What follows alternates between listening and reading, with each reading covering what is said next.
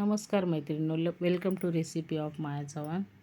आज मी बनवणार आहे अख्ख्या मुगाची भाजी, जे मी रात्रीच भिजत ठेवलेले। आणि बघा इथे आता कढई तापली, त्यात तेल घातले, जिरं घातले, कढीपत्ता, कांदा घातलेला आहे आणि एक मोठा टोमॅटो चिरून घातलेला आहे तेल कांद्यामध्ये। टोमॅटो सॉफ्ट होण्यासाठी याच्यामध्ये मी थोडं मीठ घालणार आहे। मीठ घातलं की टोमॅटो लवकर शिजतो आणि मग याला परतून घेणार आहे तेलामध्ये। आता याच्यामध्ये आपण मसाले घालूया, जे आपले घरगुती मसाले असतात ते। याच्यामध्ये मी कांदा लसूण मसाला, लाल तिखट, गरम मसाला आणि हळद हे घालणार आहे आणि या मसाल्यांना तेल कांद्यामध्ये परतून घेणार आहे व्यवस्थित। बघा, मसाले जळू नाही द्यायचे, तेल कांद्यामध्ये परतून घ्यायचे। तेल कांद्यामध्ये परतले की मग याच्यामध्ये जे मूग ठेवले होते ना आपण, ते रात्री भिजत, ते ना याच्यामध्ये घालायचे ते मूग आणि मसाल्यामध्ये हे मूग परतून घ्यायचे।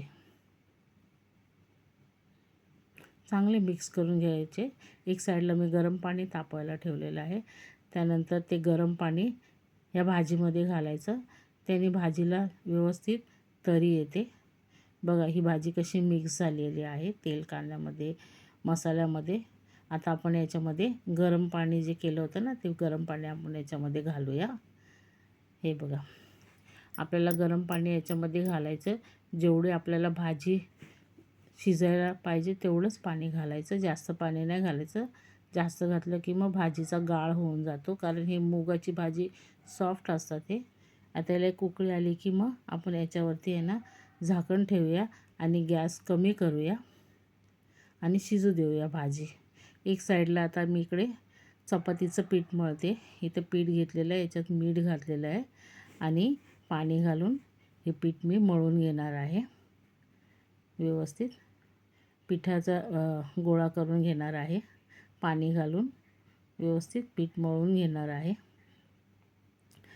हे बघा, व्यवस्थित पीठ झालं मळून की याच्यामध्ये थोडंसं तेल घालणार आहे सॉफ्ट होण्यासाठी चारी बाजूने याला। हे बघा, तेल घालून घेणार आहे आणि मग नंतर मग याचा गोळा करून साईडला ठेवणार आहे। बघा, पीठ मळून झालेलं आहे आणि आता हे साईडला 5-10 मिनटासाठी ठेवणार आहे।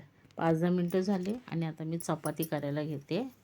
हे बघा, माझ्या चपात्या अशा असतात, आम्ही मोठ्या चपात्या आमच्याकडे लागतात, तर मग आम्ही ह्या अशा चपात्या बनवतो। तुमच्याकडे कशा बनवतात चपात्या ते कमेंट्समध्ये सांगा मला। तर माझी ही चपाती हे बघा लाटून झालेली आहे आणि आता मी ही तव्यामध्ये टाकणार आहे ही चपाती शेकायला। इकडे तवा पण माझा तापलेला आहे, तर मग ही चपाती आता मी तव्यामध्ये घालते शेकायला। चपाती इथे बघा शेकली एक बाजूने, आता पलटी मारली। वरतून थोडंसं तेल घालायचं, आम्ही जास्त थोडंसं तेल घालतो सॉफ्ट राहण्यासाठी चपाती। आणि मग ते पलटी मारली, इथून पण थोडंसं तेल घालायचं आणि मग नंतर चपाती दोन्ही बाजूने व्यवस्थित शेकून घ्यायची। शेकून झाली की मग हिला काढून घ्यायची, एका प्लेटमध्ये काढून घेते। अशा मी 2-3 चपात्या शेकून घेतलेल्या आहेत। हे बघा कशा माझ्या चपात्या असतात, तुमच्या चपात्या कशा असतात ते मला कमेंटमध्ये सांगा। आमच्याकडे अशा असतात चपात्या, जरा मोठ्या पण असतात। तरी माझी चपाती झालेली आहे बनवून आणि आता आपण इकडे बघूया भाजी शिजली का। हे बघा, भाजी पूर्ण शिजलेली आहे आणि पाणी पण आटलेलं आहे भाजीचं। मस्त भाजी सॉफ्ट झालेली आहे, पूर्ण भाजी शिजलेली आहे। थोडंसं पाणी आहे त्याच्यामध्ये, पण ते थोडं पाणी असलं की भाजी जरा खायला पण ओली ओली छान लागते। याच्यावरती मी आता थोडी कोथिंबीर घालणार आहे। हे बघा, कोथिंबीर घातले आणि परत गॅस बंद करणार आहे आणि झाकून ठेवणार आहे।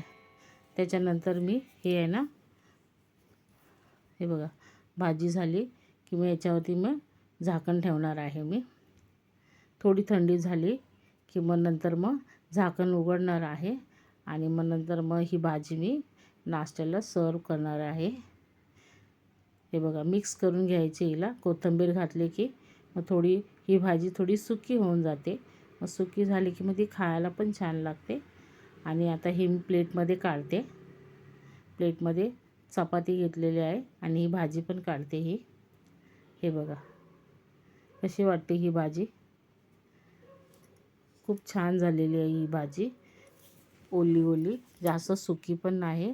तुम्हाला जर आवडली तर मला कमेंट्स करून सांगा. तुम्हाला जर माझी चपाती भाजीचा व्हिडिओ आवडला तर लाईक करा, शेअर करा, सबस्क्राईब करायला विसरू नका. थँक्यू.